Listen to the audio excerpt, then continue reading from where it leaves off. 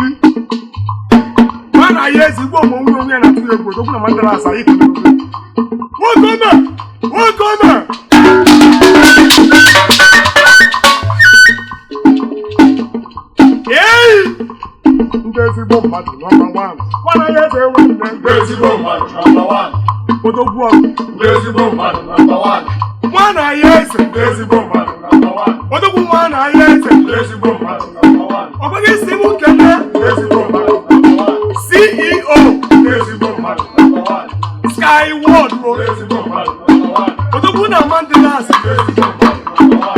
Otogwu n'Urugwagụ, Otogwu nwere obi, Otogwu nwere obi na Nnewi, mana ya eze nwanne, Ike nwanne,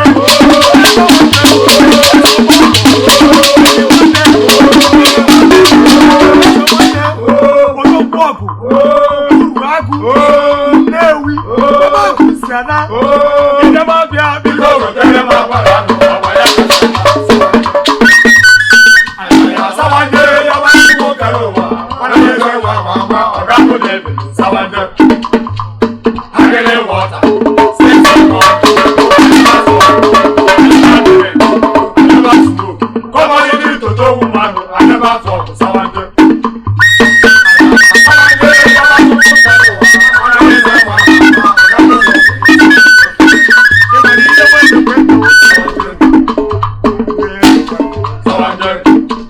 Oh yes, one day. Get on your Kumadia. Yes, one day.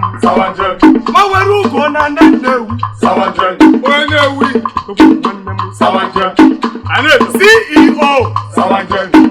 Skyward Sawajan. Here went to Sawajan. Oh, Skyward. Oh, Chief. Oh, Robi. Oh, Nanandawi. Oh, Otobogu. Yes, a wonder. In the backyard. So I want to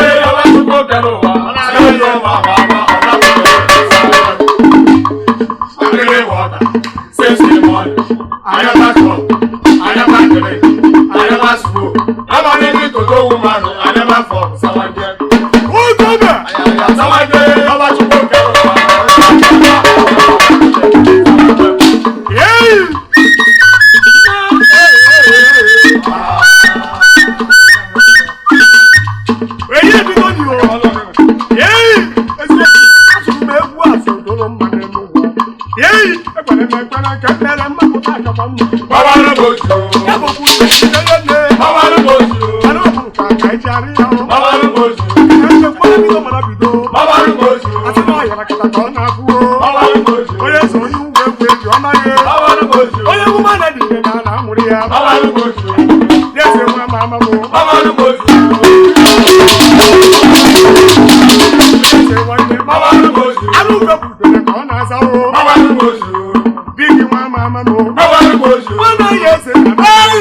want to go to Igbo mo nwe ya o. Baba ni mo su.